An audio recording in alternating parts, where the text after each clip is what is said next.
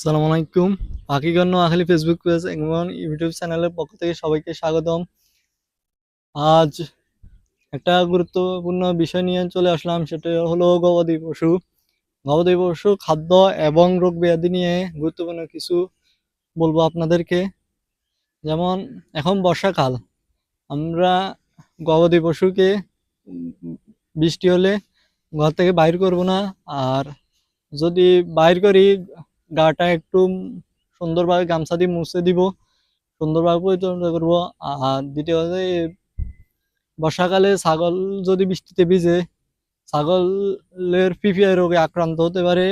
আর না হয় ঠান্ডা গরমের কারণে নিউমোনিয়ার দিকে চলে যেতে পারে।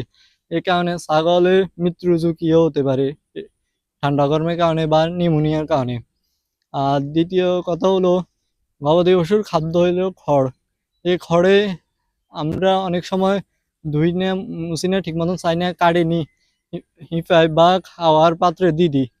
তারপরে বিষাক্ত কোনো সাপ বা কোনো জোক বা বিষাক্ত কোনো পোকার কারণে ওটা যদি পেটে যায়, গরুর বা গবাদি পশুর পেট ফাঁপা হতে পারে। তাই দিকে আমরা একটু খেয়াল রাখবো। ধন্যবাদ সবাইকে। আসসালামু আলাইকুম।